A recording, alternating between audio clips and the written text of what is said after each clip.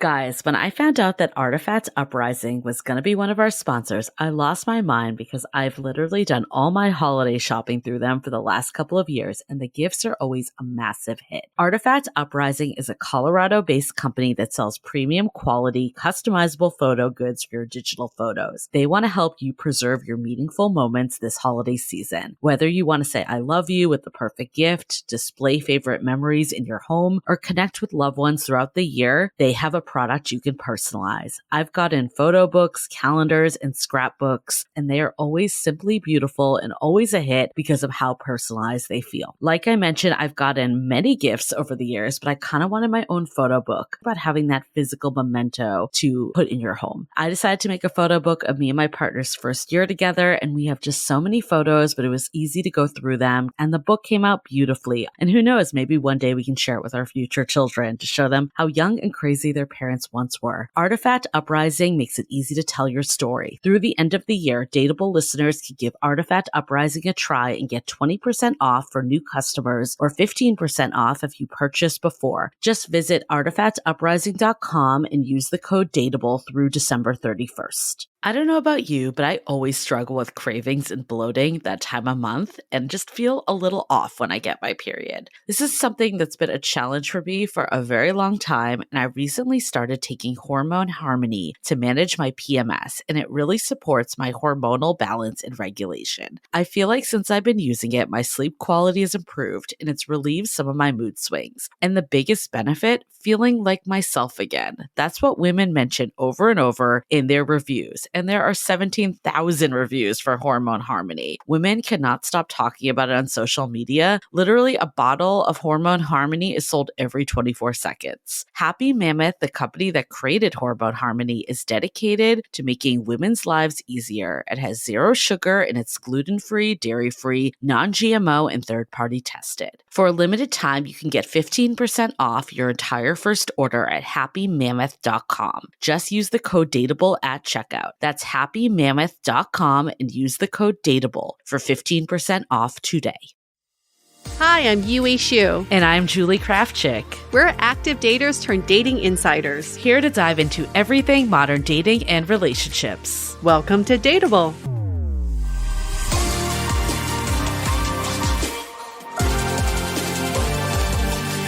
Hello, friends. Welcome back to another episode of Dateable. We are always happy to be back and to, I want to say, see your faces, but that sounds creepy because we can't see your faces. But to know that you're here with us, I feel your energy with us.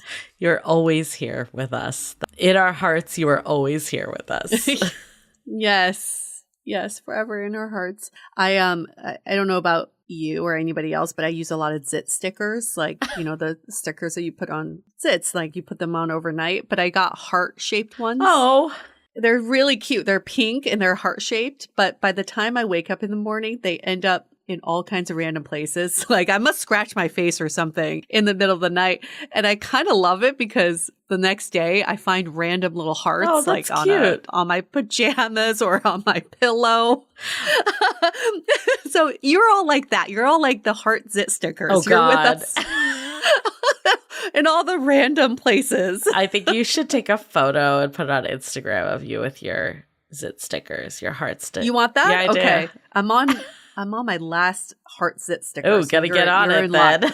I'm gonna get on it. And I happen to have one zit right now. So perfect. Lovely. Lovely.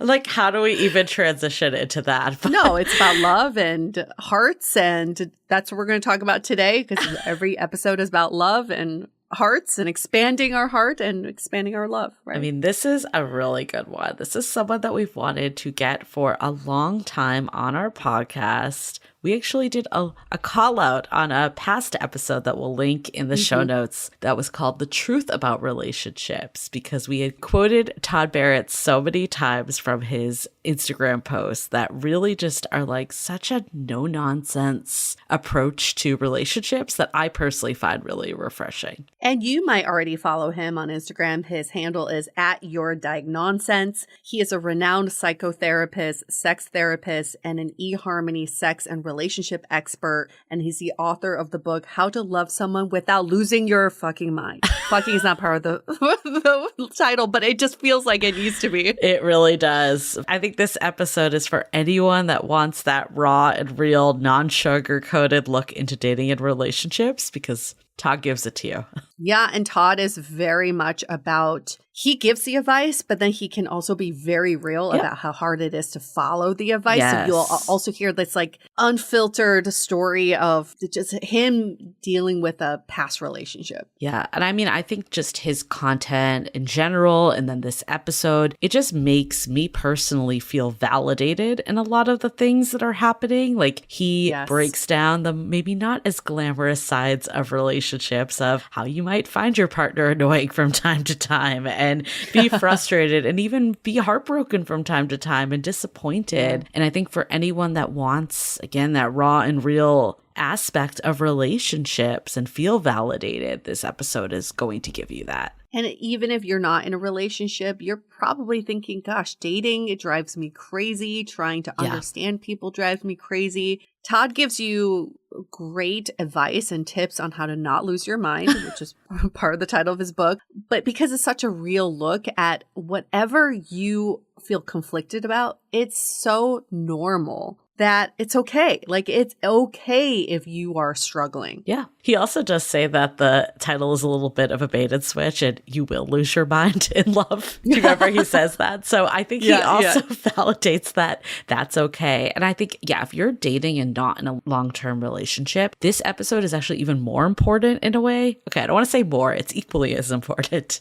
But because it sets the reality of what a relationship is, I had this feeling, I think because I had never been in like as day-to-day life partner type relationship as I'm in now. I had this like fantasy almost like once I find the person, it'll all be easy and like there won't be all these like little things that come up. Like I was thinking like big conflict, not like just little annoyances and things that happen, and not just on my side, but my partner will feel too towards me a lot of times. And I think Todd really sets the expectations so when this stuff comes up, you're not like, shit, I gotta bounce. Because I think that is like a huge problem in today's dating culture and relationships, is that we think, the next person there won't be these issues with. But the truth is, and Dr. Alexandra Sullivan said this in an episode years ago that we did, and it's stuck with me ever since. Conflict is inevitable, and you will find it with whoever you date.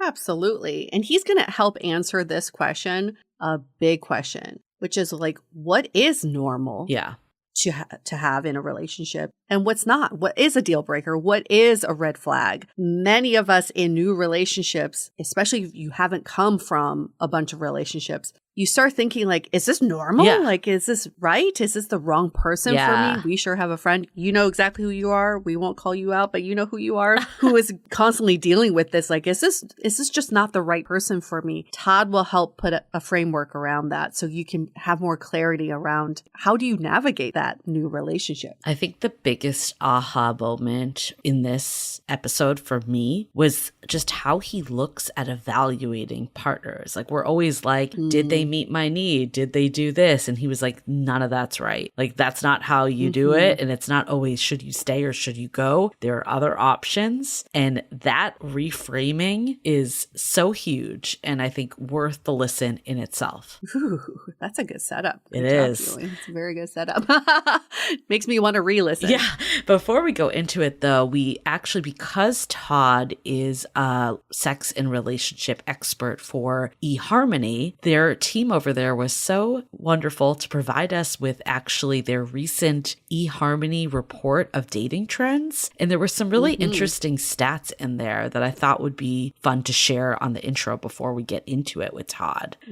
So I guess the first one, might as well just go into it. Gen Z's number one dating goal for 2024 is to find a long-term relationship, which is 49% of people, and date intentionally 47%. Surprising stat for me. I I didn't think Gen Z cared about long-term relationships at all, but okay, proving me wrong. I mean, I think it's like one of those things that you hear and you're just like, oh, of course. But I think the key is Gen Z because they're all like 20s is like the high end of Gen Z, right? Yeah. So I feel like when I was in that stage, that was not my number one intention. So I think there's like this feeling that Gen Z is a bit more like old soul. And I think this correlates to that. True. And then contrary to that, millennials are prioritizing strong relationships with 49% wanting a healthier relationship in 2024. So I guess millennials are like, okay, been through the wanting long-term relationship route. That's not all I'm looking for. I not just want a long-term relationship. I want a strong relationship with a strong connection. Well, I think that is so wise because we always hear this too. It's like, do they want a relationship? That's what I want to find out. And it's like, it almost doesn't matter. They're like,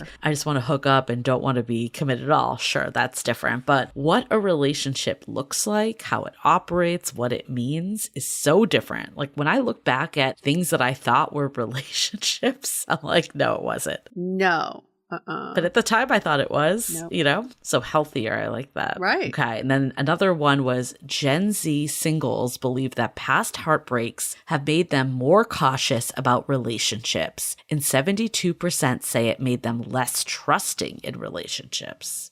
72%. Damn. I mean, heartbreak can do that number on you. I think that's why it's really important to do the necessary healing work after heartbreak, because what we don't want to happen is, I think heartbreak is inevitable, but we don't want people to feel jaded when things don't work out and it get in the way of finding that right relationship for them. Yeah. And also Gen Z, this is probably their first time really experiencing major heartbreaks. And it does hurt so much more the first couple times. But by the time you get to an elder millennial, you're like, just another heartbreak. But I do think it like wears down on you in a different way then, because it's been like so much, you know, of these cuts. Yeah. Yes. Not to minimize any of that. Gen Z's top reasons for breakups include lack of communication. 48% said that. 39% said growing apart. And then 33% said infidelity/cheating. Interesting. I mean, there are stats like with cheating, right? That like younger, that happens more. Really? Okay. It's not all inclusive, certainly, but I don't know. I could be wrong on that. I thought I read something like that. The lack of communication as the number one reason for breakups is astounding to me. What does that mean? Is it like ghosting? Is that what this means? I don't know. Again, the communication is such a broad word. I would look at it like one person wants one thing, another one wants another, and they don't have the skills to actually communicate their needs to one another. That's how I would probably interpret it. Like one person thinks it's more serious, one person doesn't, or they said they would go out next week and they're partying with their friends and said, I don't know, does Gen Z party? Maybe not. Maybe that's not an issue anymore. Right. But yeah. That's what I thought growing apart would be more of the top reason. I mean, it is the second reason, so it's still prominent. But I mean, in my 20s, it's like every relationship broke up because there's so many life changes. Yeah. You want to pursue so many different experiences. It's hard to know. Again, I'd love to get a more breakdown on communication, but I do think that a lot of times in younger, less matured relationships, it's really hard to, one, even identify your needs, yet alone state them. Yeah. And then the last stat, the top quality Gen Z is looking for in a partner. What do you think it is, Yue? Well, I see the answers in front of me, so I'm going to pretend I didn't see them. I'm going to guess even before reading the answers, I'm going to guess that physical attraction is not top of this list. Well, you're right. Emotional intelligence, 28%, and then humor, 23%. I think emotional intelligence makes sense in the world that we're in. I feel like there's like, we hear this all the time. I'm a little surprised because it's like a younger demographic, but we hear this in our communities all the time of just like, I want someone with EQ, emotional intelligence. I wouldn't have known what that meant in my 20s. The therapy generation though, right? Oh, you're right. But I'm also equally as surprised by humor still being a top quality that people look just for. Never going to go away, I guess. It's such a throwaway answer. Like, humor is so relative. Also, it's kind of a given. Like, of course, I don't know. Always So funny here's to me. my gripe with these, and this is actually kind of a tie-in to our book, How to Be Dateable, which is coming out in January. But I think there needs to be like layers deeper with all of them. Like emotional intelligence to me is such a buzzword. Humor, such a buzzword. What does that actually mean? So if you're just going around being like, I'm looking for emotional intelligence or I'm looking for humor, like where do you even start? I think you need to get way more specific on that of what that means to you. Anyways, we break it down. That is something that we definitely focus on, of getting clarity and where you're going with dating in our book, How to Be Dateable. So plug to do the pre-ordering if you haven't yet. All major retailers, howtobedateable.com. We've said it, but pre-orders mean all the world to us. It really helps make this book a success. We were so over the moon to get picked up on a most anticipated list by Ms. Zibby Owens herself. She publishes books as well, but she's a major book influencer. I mean, there's just so many people who are very much impacted by the books that she picks on her list. And we were so surprised to be on her list as one of the few non-fiction picks as most anticipated for winter fall. Very exciting because we're not coming out till January. So I'm so happy that she found us and put us on her list. We're author noobs, as you know, first time authors. So another reason why all the pre-orders make so much of a difference. But we were just like, oh, we got this email, and like our agents and publishers were just like, this is a big deal, guys. It's a big so deal. we were like, okay, It's cool. a very big deal. Cool. We were invited to the party. There was a party for all the people that got mentioned. We might still go. We're keeping the door. I was like, I'm going to be in Italy, so maybe you can go. We're keeping the door but we'd like to go to open future ones if instead. you're listening. That's for sure. I would love to meet Zibby. She seems like a great time. And also she knows so much she reads so many books. I don't know how she does it, but the fact that she picked our book on this list, I don't even know. I have no words for how that even happened, but yay. Most anticipated. So again, go out, get your pre-order. We're really here to make this a movement. Our goal is to get everyone to read this book so the world could be more dateable. So help us with that movement. Every book sale counts. Buy it for a friend, get audiobook, and you can get multiple different types. We love it. Yes. And if you have a book club, we're just doing a little, shout out to anybody who has book clubs or you're part of a book club and you want us to be involved with our book and your book club in whatever capacity, just reach out to us. You can email us hello@dateablepodcast.com or you can DM us on Instagram @dateablepodcast. We're very active on both. But if you have an idea of an event, we can zoom in, we can do a reading, we can do whatever it is. So let's discuss if you have a book club. Let's discuss. Love it. @Dateable Podcast. Find us on Instagram and leave us that rating and review. It goes such a long way. Okay. Well, before we get into it, let's hear a message from our sponsors. Do you ever feel like you want to enjoy the little things in life a little more? Really stop and savor the moment? Well, Via Gummies can really help with that. Slowing things down to be in the present. Trusted by over 250,000 customers, Via's hemp products are the Swiss Army knife of wellness. Need to chill out after a long day? There's a Via gummy for that. Dealing with anxiety or stress? There's a gummy for that. Want to set the mood in the bedroom? Oh yeah, there's a gummy for that because Via has developed a unique blend of pleasure-enhancing, libido-strengthening herbs and a medium dose of THC all into one mind-blowing gummy called High Love. Their best-selling High Love gummy is my go-to because it awakens my senses and increases blood flow, making me feel so present in the moment. So if you're over 21, head to viahemp.com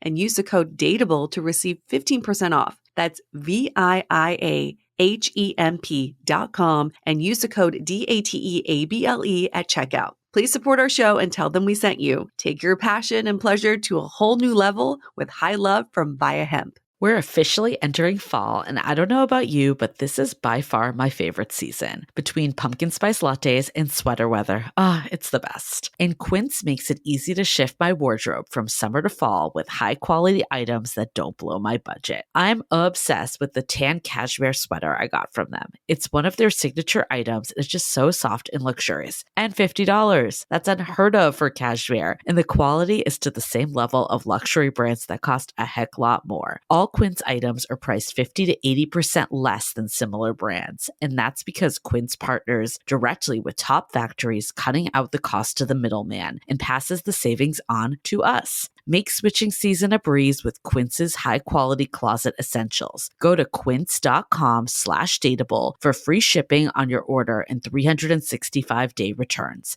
That's QUINCE.com/dateable to get free shipping and 365-day returns. Quince.com/dateable. Okay, let's hear it from Todd Baratz.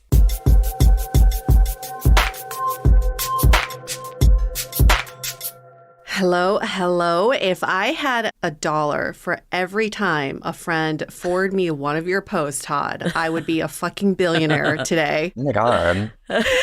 You are probably the most shared person in my friend circle. Really? Yes. Like a million times. That's so nice to hear. And I mean, your whole message is about just getting realistic about relationships. I think that's why it resonates so much. I know I've definitely sent them to my partner being like, see, this is normal. This is totally standard, right?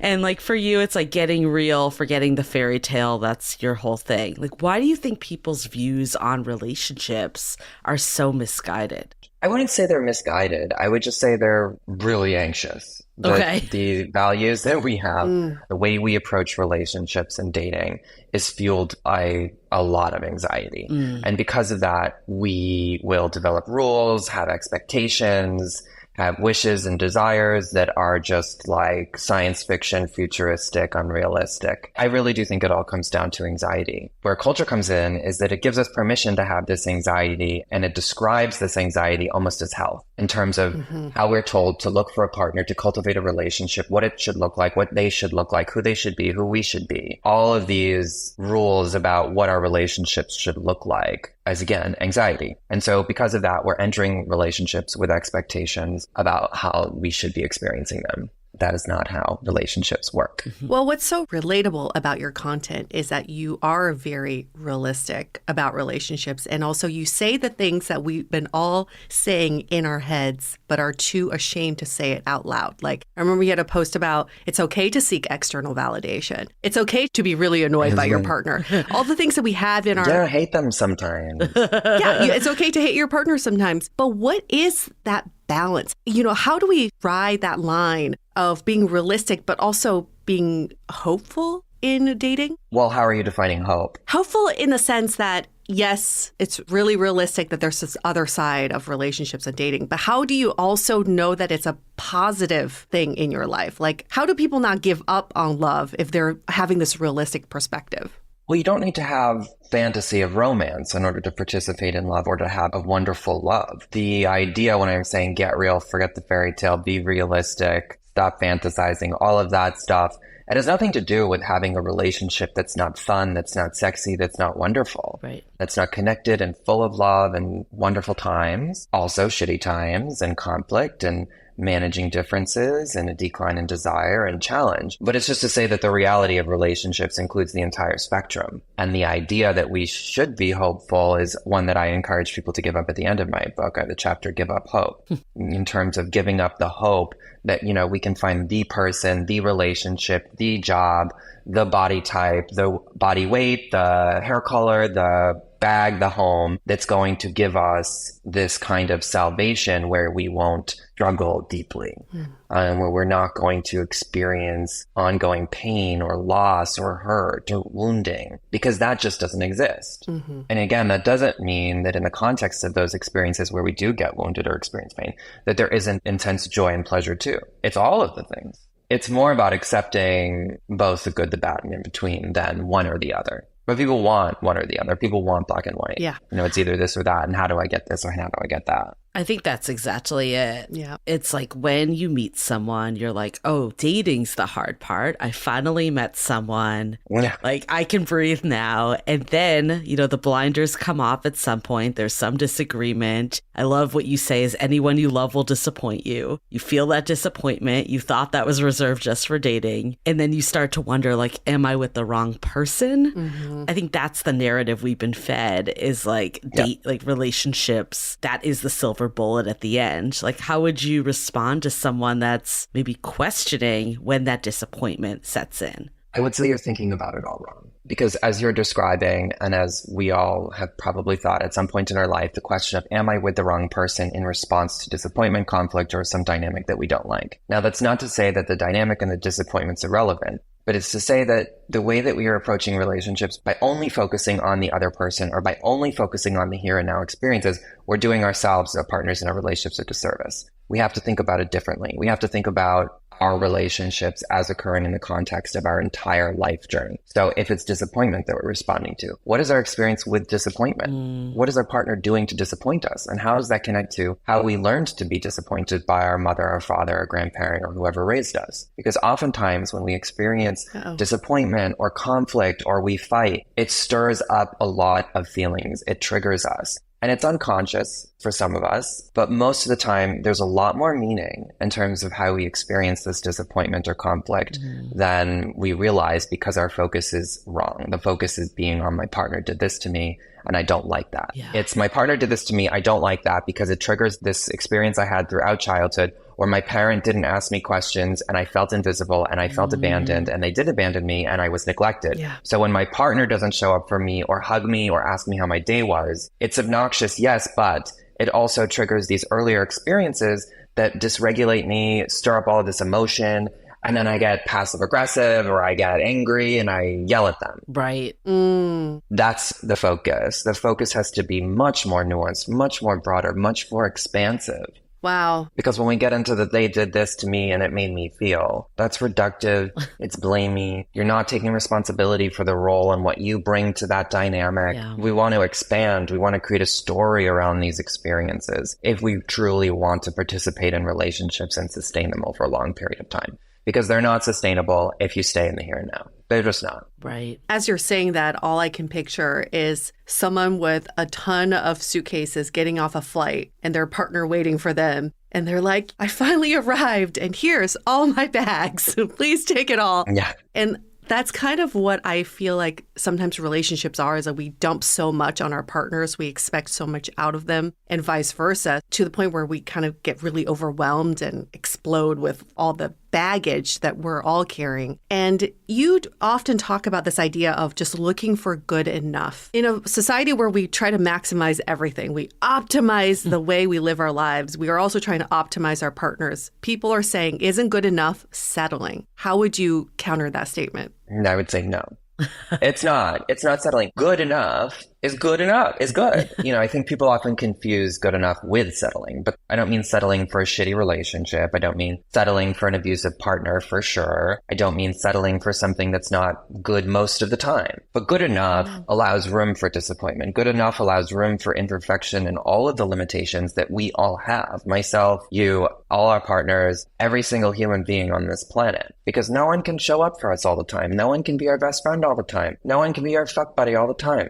We have to allow a lot of space for disappointment and conflict and all the challenges that will arise. So if we're just constantly looking for the perfect person or the relationship that's the best relationship ever, we're going to be looking forever. It reminds me of looking for a home in New York City, a washer dryer, AC.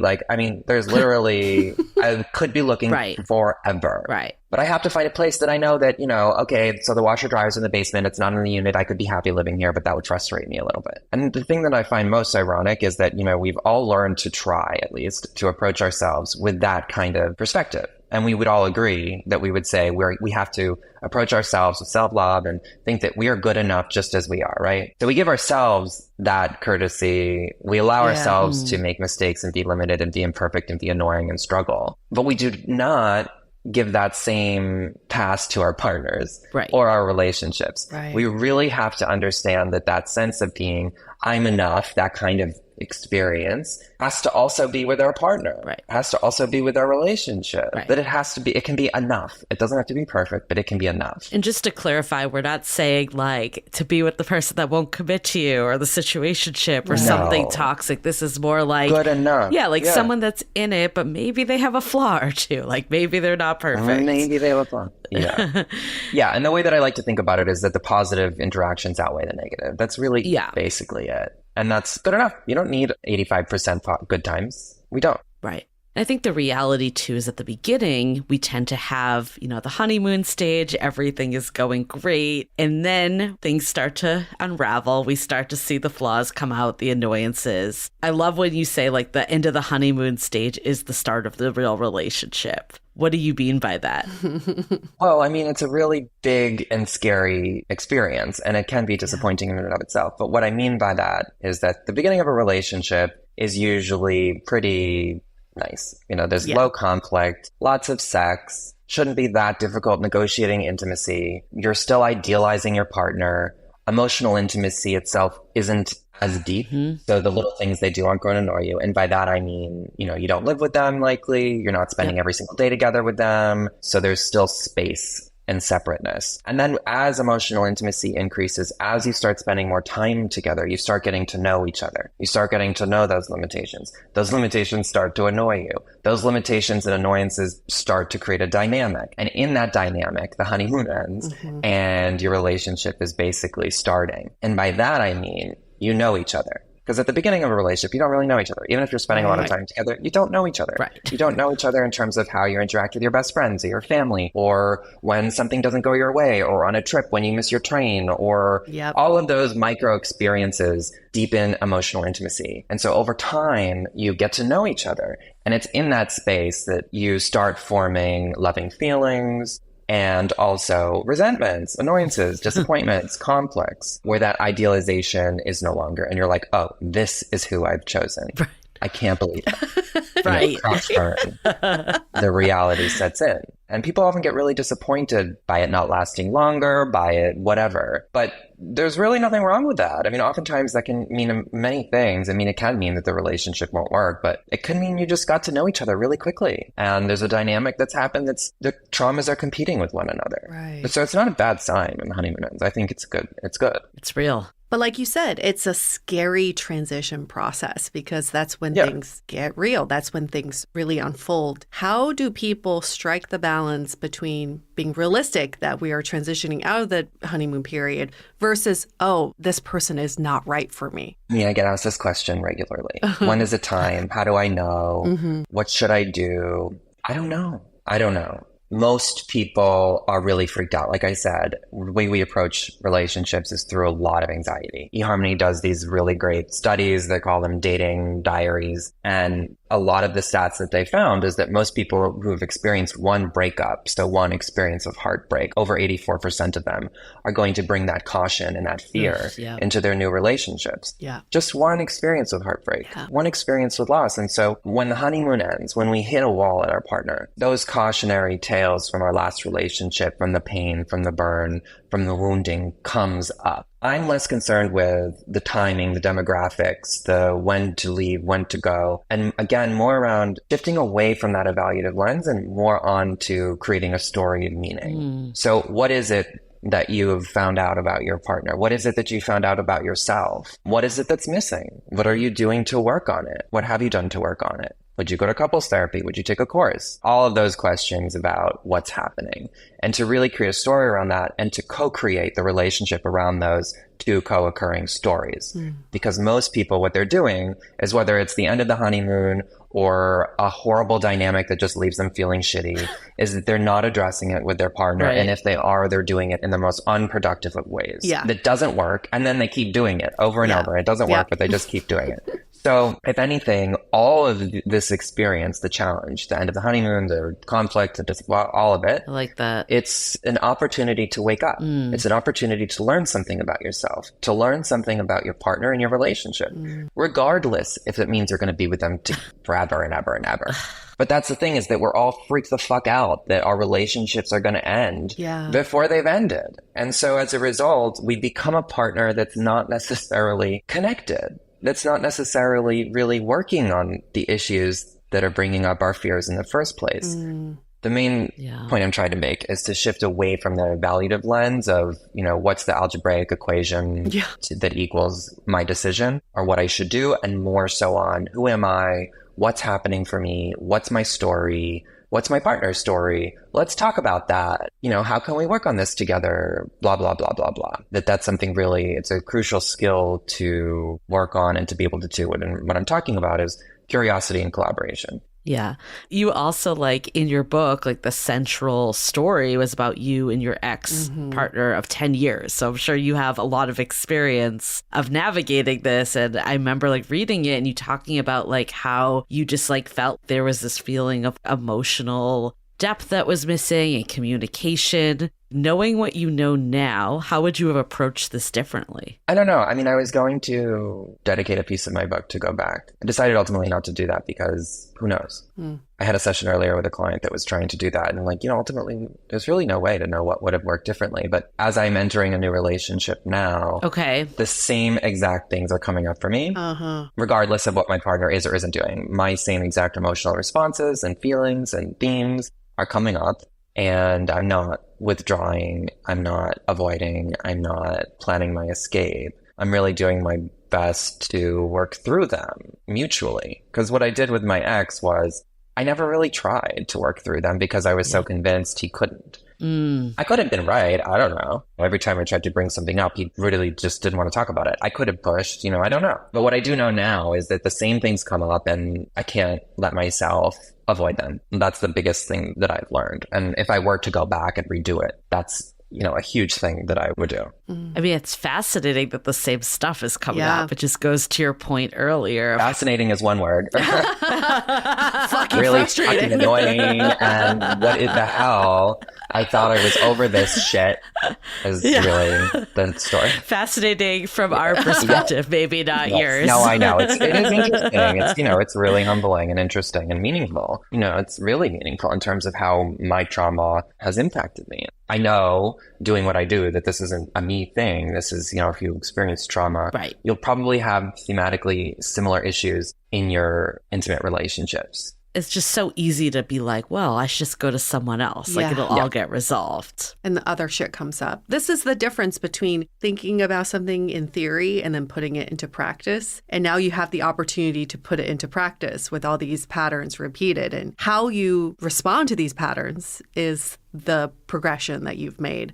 So I think it's validating for people to hear that the patterns still come up, even though you did all this work. But now it's like, how do you deal with it? And one thing you talk about quite a bit is we get so affected by our partners. They say something, we get pissed. They do something, we think we're highly, highly affected by the things that they do. But you often say, you have to hold your own space. You can't lose yourself, but also hold that space for your partner to say or do whatever they need to do. How are you able to do that now in this relationship? Like when these old patterns come up, how do you hold that space for your partner, but also know that there's a separation? I could tell you like what I would tell my clients, but the reality of that's really fucking hard. I call this mission impossible in my book. You can't do both. You just can't. You can't hold space for yourself and hold space for your partner. And this is also what I talk about in my book is in terms of differentiation, is that we have to connect with ourselves first and hold space for ourselves first. And that doesn't mean to neglect our partner or to dismiss them and validate them or disconnect from them or withdraw from them. It just means to connect with, okay, this is what I'm feeling. This is what my story is. What's yours? As opposed to, well, what do you want? What are you thinking? What are you feeling? Well, why do you think that? Why do you feel, to really connect first with yourself. So you can have two adults who are trying to connect from their authentic self, and being able to hold space for that is the challenge. I want to dive into this even more, but before we do, let's take a quick break to hear from our partners. I love my shower time. See, I'm an evening showerer because I like to wash off the day before I hop into bed. And now with Osea's new Ondaria algae body wash, my shower routine has turned into a tropical paradise with its iconic all-natural uplifting citrusy scent. This body wash infuses your shower with the healing power of the sea, formulated with nourishing, nutrient-rich Ondaria seaweed, glycerin, and an oil blend. Also, its pH balance, hydrating formula doesn't strip skin, leaving it feeling soft and renewed. I'm personally a big fan of the gel-like texture. It just feels really nice in my hands, and it's beautiful, rich lather. And the all-natural citrusy scent that smells so vibrant. You just feel like you just went, I don't know, surfing? Even I don't surf at all. It leaves my skin feeling so wonderful, and can I just even say glamorous? Upgrade your shower with clean, vegan face and body care from Osea. Get 10% off your first order site-wide with code code DATEABLE at oseamalibu.com. You'll get free samples with every order and free shipping on orders over $60. Head to oseamalibu.com and use the code DATEABLE for 10% off. You may have heard me mention in our newsletter that I'm in the process of planning a trip to Italy, and I don't want to be that American tourist that doesn't know any Italian. What better way than to use Rosetta Stone, the most trusted learning program available on desktop or as an app that truly immerses you in the language you want to learn. Rosetta Stone is the trusted expert for 30 years and millions of users with 25 languages offered. The whole process just feels intuitive, like you're picking up the language naturally, first with words, then phrases, and then sentences. Their true accent feature even gives you feedback on your pronunciation, something I may even need sometimes in English. This is an absolute steal right now. With 50% off, your lifetime membership includes all 25 languages, so you have this for any and all trips you need in life. So don't put off learning that language. There's no better time than right now to get started. Dateable listeners get Rosetta Stone's lifetime membership for 50% off. Visit rosettastone.com/today. That's 50% off unlimited access to 25 language courses for the rest of your life. Redeem your 50% off at rosettastone.com/today today.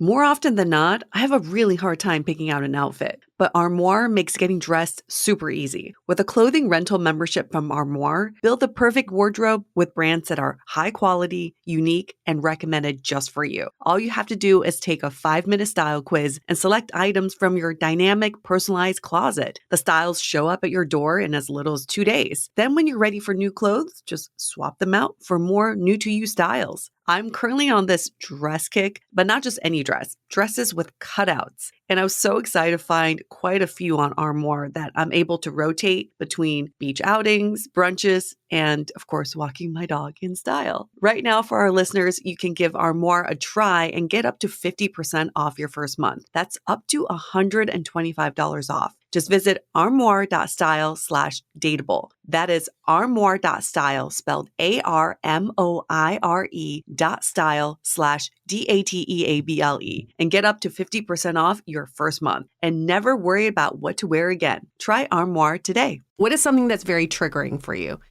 Let's say criticism. Oh, yeah. I really... Okay, so let's say your partner criticizes you. I mean, all of this is a mindfuck. So, okay, so you get criticized, and then I could get upset. I could withdraw. I could disconnect. I could understand that the criticism isn't really about me, that maybe they're anxious, tired, or hungry. I could also say, I know myself. I know that, they can criticize me all they want. I know that this is, not a problem and that I'm not doing anything wrong, that it's bothering them for some reason and that that's okay. So I'm holding space for myself, saying, I know who I am. I know that this is not something that I've done that's terrible or wrong, and that they're having a reaction to me, and that's okay. Similar to how we can say to ourselves, it's okay if we hate our partners. It's okay if our partner hates us. It's going to happen if we frustrate them, if we annoy them. And we have to be able to depersonalize that, which is so hard. So hard. And so often what it is it's a ping pong match inside my mind where I'm like, yeah, but he's doing it. But no, it's fine. There's a lot of back and forth. And depending on the day, sometimes, the ball will land in one or the other court. And I won't be able to manage and kind of hold myself together. And other days, I'll be able to simply laugh and just be like, you're on one today, aren't you? And, not personalize it and not fully care or spin and spiral about, well, what does this mean about who they are and the relationship and our relationship in 5 months and 6 years, and this isn't going to work if we have a kid and, Yeah. Because that's where it can go. That's where my head goes. Yeah. And it's like years. Yes. Like not even there. And it's fear. It's lots of fear. So the best thing is to really just to do your best and have your best be enough to connect with the fear, to see how if that day, today, you're able to be in the present, be there for yourself and do what it is that you want, which is connect, because so often we get to these points where we're like mad at our partners for doing something, and the way we react, whether it's internally or externally, destroys connection. Yes. I'm really glad that you like normalize that, like sometimes what the textbook says or sometimes what you would say to clients, like sometimes doesn't always measure up in the moment, because I've been there before. Like, I'm like, oh, you know, we do this dating podcast. I've had this like episode of just eloquent communication and how to use like I statements. And then sometimes when you're in the moment, I'm like, oh yeah, this did not come out that way at all. Yeah. So I think it's good though to normalize, because I think sometimes people, when they hear all this, like, oh, I have to like, you know, make sure I'm doing it by the book and, you know, following this method to like have a healthy relationship. And I love what you say of just like even tossing out this notion of healthy relationship and like all of these notions, that it's just like not always realistic at times. And I would say this to a client. I wouldn't be like, you know, it's going to be easy. I'd be like, it's going to be really fucking hard. You're going to be really fucking annoyed. Yeah. And that's okay. You're not going to be able to do this all the time. I wouldn't sugarcoat it. It's important. It is. It's also just so real to accept that two realities can exist at once. You can both love someone and be frustrated by them. You can both have done all this work and still be triggered and have old relationship patterns show up. It's like two facts are happening at once, and sometimes they are kind of contradictory. Something that a quote that you've said that we've quoted in a previous episode is, no matter how many boxes someone checks, you always choose someone that in the end frustrates you. We all end up with our own unfinished business and create dynamics that result in a reenactment of our earlier stuff. Do you sometimes read your old shit and you're like, I should listen to that? Like, I should probably take my own advice. I mean, I write it because it's in response to something I've done.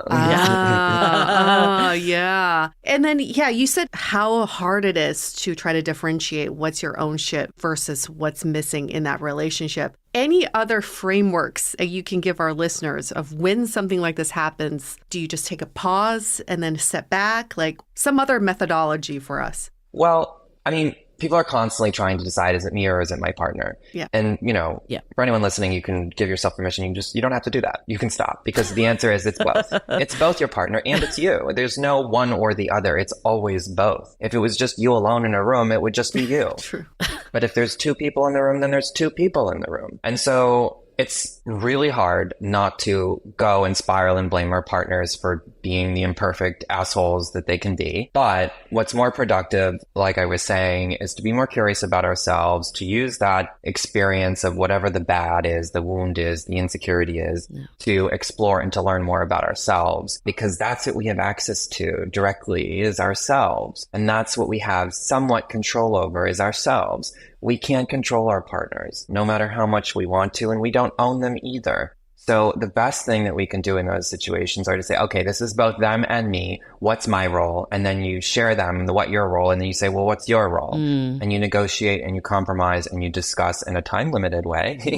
And then you have to drop it and move on. But it's always both. It's always both. I think a lot of times people are like, well, I don't have this issue with anyone else in my life. Right. Like you've talked about this like a bit, like obviously you're just spending a lot more time with your partner. Like, is there anything else of why it comes out in romantic relationships where maybe like you don't feel the same way towards friendships or platonic situations? Yeah, of course. I mean, I hear this line all the time. My ex used to say this to me. It used to drive me crazy. Because I'm like, of course you only have this problem with me. Of course we only have these problems with our intimate partners. They're the ones that we have the most emotional intimacy with. Yeah. We're quite literally sharing lives with a partner. We're expecting them to be everything to us these days. So we don't expect our friends to be our life companion, our fuck buddy, our dog walker, our sous chef, our everything. We expect them to be our friends. And if they cancel, we're like, what the fuck? But if our partner cancels, oh my God, it's the end of the world. Yeah. So the pressure and the expectations are higher. The emotional intimacy is deeper. The role is more centralized.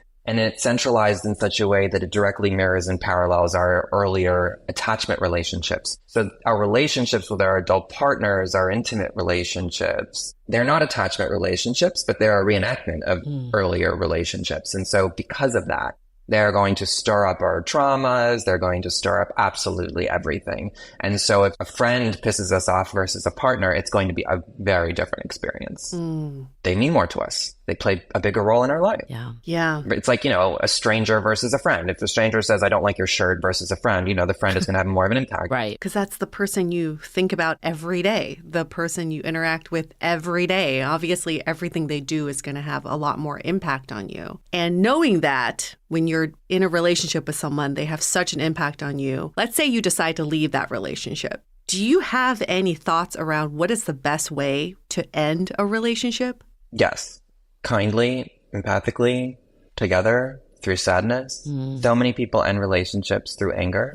They blame, anger, labeling, mean, regret, all of this shit. And I see all of that as resistance, as a defense against the sadness, the loss. So the best way to end a relationship is with integrity, to honor the relationship for the shitty times, for the wonderful times, for the confusing times, to honor your partner for being limited and imperfect, but your partner nonetheless, to give yourself credit and softness and be more generous, to really approach the ending of a relationship with a lot of nuance. But so many people are doing it with just blaming and saying their partner was a piece of shit and how could they have done that? They made a big mistake. Never will I ever. Blocking this, that, never speaking to them ever again. There's a lot of animosity. And I think that's just a cover for a fear of loss. The scariest part of our lives is loss. Yeah, definitely. And like you were saying earlier, like the animosity will carry to the next relationship I think we've talked about this a bit of like this common question of do I stay or do I go? But you offer up like a third option of giving it your all. Yeah.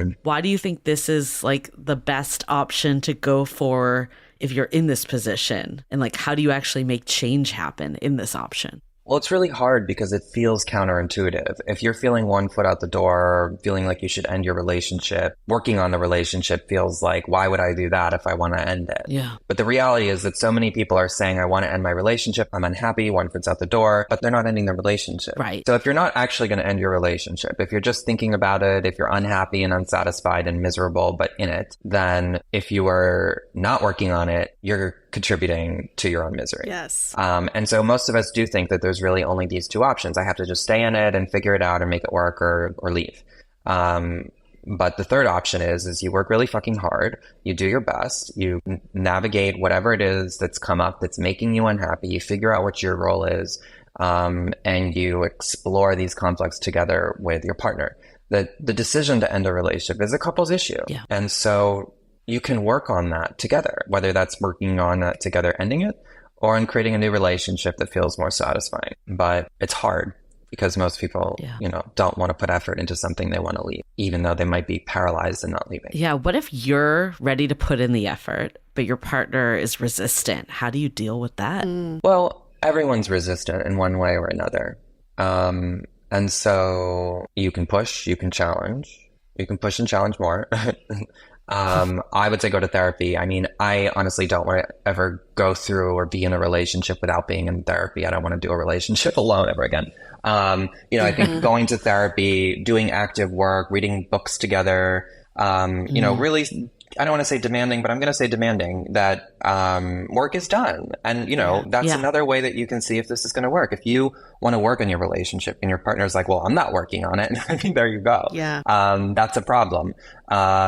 And so that's information for you. And that's why I encourage people to do the work as opposed to just kind of sitting going, I hate this. It sucks. I hate my partner. I hate my relationship and not doing anything about it. Right. So it's in the process of trying and putting work into it that will help you get to your decision as opposed to making pros and cons lists and just being unsatisfied and being unhappy and doing the same thing over and over again and just being unhappy, which is what most people do. But I would say therapy, books, online programs, some kind of collaborative experience that's work related. I mean, I could hear people saying like, I don't want to push too hard. I don't want to make it worse. What would you say to them? Yeah. Or is this just, I would is this say all why? a sign? Yeah. Why don't you want to push? Why don't you want to ask for more? And again, usually this is a story that goes far beyond a decline in satisfaction in a relationship. So look deeper to your own stuff. Yes, is kind of the answer to everything. Just play it on repeat. Yeah. And along the same lines with Julie, Julie just asked, what happens in a relationship where one person is the more wounded one, who carries more trauma, who seemingly has more shit to work on. Yeah.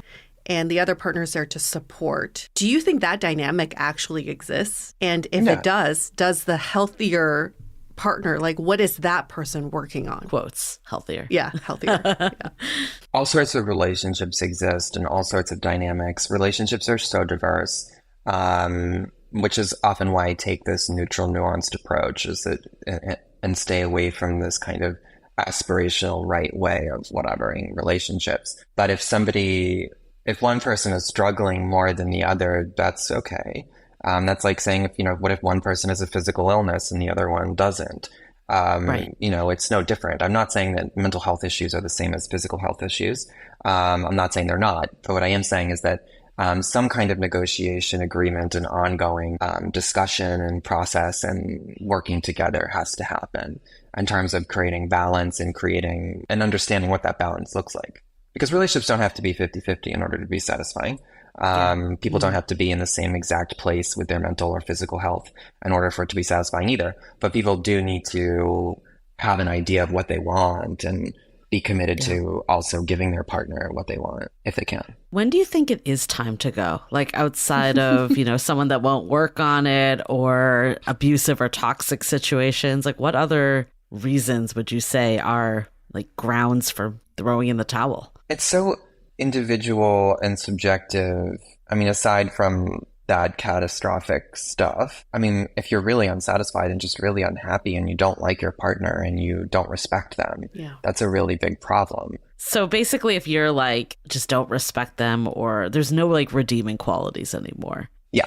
Like it's not salvageable. I want to learn more about your current relationship. How did you two meet and how long have you been together? Dating up 9 months, maybe more, November, however many months or so. It's still new. What feels different in this relationship than previous ones? Well, I'm talking about things a lot and so is he. We're pretty open with each other with our internal worlds as things come up. So like with my ex, we never really processed any of our conflict and we were just kind of on autopilot, which actually worked for a period of time. I don't know if it's because I was younger or what, but it's much more open in terms of if we're having conflict or if we're annoyed with each other or if we're in a mood or whatever, it's much more transparent in that sense. One of the things I'm picking up like from this conversation is just like there's always going to be, two things can be right at the same time. Like you can be happy in a new relationship and then also miss your ex or the past life that you had. Do you still feel that? Like I know at the end of your book, you kind of shared that you still like miss your ex Alex often. Like how are you feeling about that today? I wouldn't say I miss him often. I think about him fondly. Okay.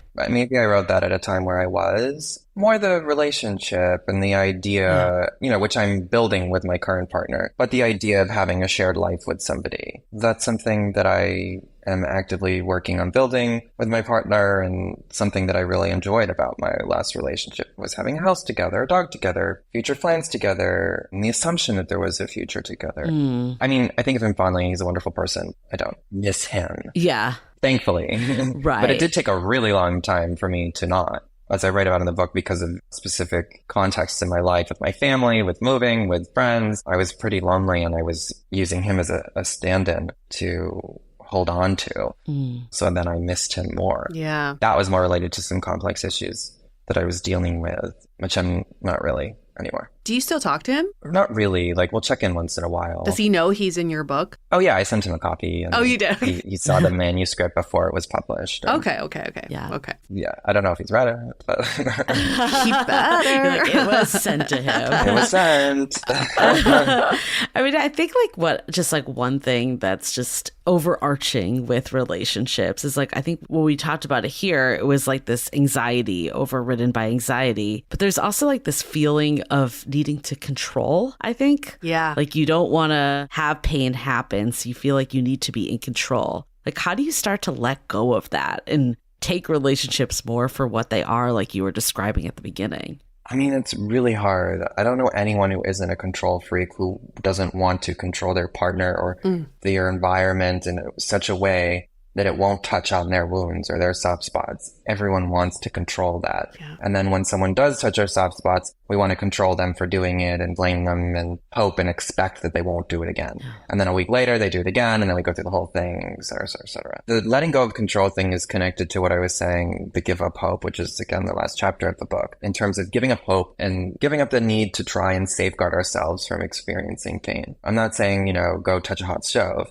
But when it comes to our relationships, especially uncertainty and especially the triggers that come up, to accept them, to embrace them, just as we would a wonderful experience, and to let them happen, because they're coming. It's coming. We can't do anything to stop it. So the best thing we can do is to really honor what it is that comes up. If our wounds get stirred up, to know them, to know ourselves, to view it just as we would any other experience, to examine our relationship with pleasure and pain, to examine how we respond to pleasure and pain, and to develop a more philosophical connection to some of those experiences, rather than I need to control, to analyze, to solve, to fix, to treat, to cure. Because right now, that's where our relational cultural space is. Yes. It's aspirational around this kind of, identify red flags, treat them, and either cure them or move on. And Very if you don't binary. move on, then there's something wrong with you. And there's something wrong with your relationship. They're probably toxic. What's their problem? What's your problem? You have to leave. You should have left already.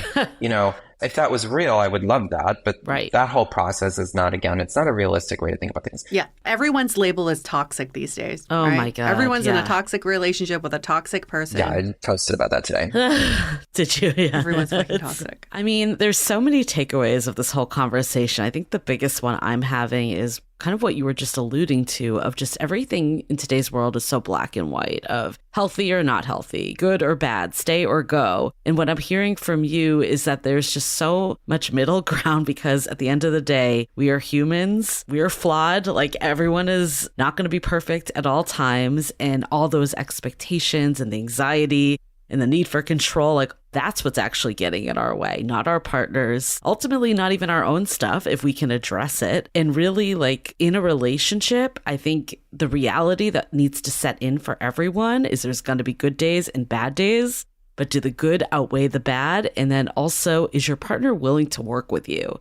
For me personally, that's been like the biggest green flag I'll use for my relationship, is that like, even if there's challenges, like my partner will listen to that podcast, he will do the exercise, he will go to therapy. Like that to me is like actually worth working on. Yes. If someone wasn't willing to do that, then I would look at it differently, instead of being like, well, sometimes this happens or sometimes that happens, or we trigger each other in certain ways. What I'm realizing is that I would be triggered by anyone. It's just like, how do you deal with it? And how do you find a partner that will work with you on everything so you can heal together, but then also, make ultimately a life that works for the two of you? Totally. I couldn't have said it any better. I'm just summarizing you. 100%. Put that in your quotes. Yeah. Yeah. I feel like my main takeaway is not looking at relationships from a evaluative lens. That was such a fucking light bulb that went down my head, because, I thought a lot of the times what we say is, oh, when your partner does something, take that as information. And how do you evaluate that? And what do you do with that information? But what you're actually saying is, don't put a filter on it. It's not a good or a bad. It happened, and it's making me feel this way, and get curious about why is it making me feel this way? What's it bringing up for me in my space? I take care of myself first, and then I bring it back into the relationship of looking at more of a holistic lens. I love that, because outside of the extreme behaviors and actual abusive behavior, there really is no good or bad in a relationship. That's what I feel like. It is just is. Yeah. It is. This is something that's happening. And we just have to really understand how we process what is happening in a relationship. And having a partner who's willing to process with you is probably the biggest quality we should be looking for in a partner, outside of all the other shit that doesn't really fucking matter end of the day. I have one last question for you. Realistically speaking, even in the healthiest of relationships like the Esther Perels and the Gottmans, do you think they have periods of seriously thinking about leaving their partner? Oh, they themselves? Yeah. Oh, yeah, totally. You think so? Like, it's just normal, right? Yeah. Okay. It's like being in a bad mood. Rain. Yeah. Cloudy skies. Hurricanes, lightnings, and thunder. I mean, some days or moments can be a flash of hate and disgust. And then for some reason, it just lifts. Yeah. We go to bed, we wake up the next morning, and we're back in love, or we're back committed, or whatever. I do think it's part of the normal ebb and flow of rupture and repair in all relationships. I mean, this is something I'm learning I have to work on, but like, I think for me, it's like easier to say that like when I'm the one at the forefront. But if I hear that, like that my partner's like questioning things or like has that fleeing, it like really goes to a deep wound. Yeah. And I'm realizing that this is not stuff from my relationship. It's stuff from a lot earlier on that needs to get dealt with. For sure. Yeah. Always. So if you could leave our listeners maybe with one more thought about love to keep them grounded, what would that be? Be more curious about yourself and your partner. I love that. And then I guess the last question, the whole book title, How to Not Lose Your Mind. To you, what is like the way to stay grounded and not lose your mind in love? Well, I don't mean to disappoint you, but the title is a bait and switch. You're going to lose your fucking mind. Accept it yesterday so you can tolerate your partner. I love it. Love it. I love how real you are. You're like probably the realest guest expert we've ever had on our show. Thank you. I appreciate that. I love it. You will lose your mind. You're going to lose it. Todd, other than us stalking you on Instagram, what are some other ways that people can learn more about you? You can find me on Instagram at Your Diag Nonsense, my podcast at Our Diag Nonsense, my website, Baratz.com. Again, I'm in-house rep for eHarmony, so you can find out information about eHarmony and me there. I have online courses, get my book, How to Love Somebody Without Losing Your Mind, audio, Kindle, multiple languages. I love the book, and hopefully, everyone can get their hands on it because there's just so many more nuggets that we didn't even go into on this episode. So listen, listeners, have you read the book? Have you followed Todd? What are some things that sparked for you in this episode? What is something you are becoming more grounded on? What is something that's more real for you? Why don't you share with us in your comments in a rating and review for both of our podcasts, for at Dateable Podcast and for at Our Diag Nonsense. Leave both of us a 5-star review and let us know what is something you learned from this episode that sparked an idea or sparked an action for you. We love to hear from you. And with that, thank you, Todd. And finally, you came to fruition and you lived up to all of our expectations of you. So great. Thank you so much for being on our show. Yay. Thank you for having me. Thank you for supporting me. It was really wonderful to meet and see both of you. Of course. And we're going to wrap up this episode. Stay dateable.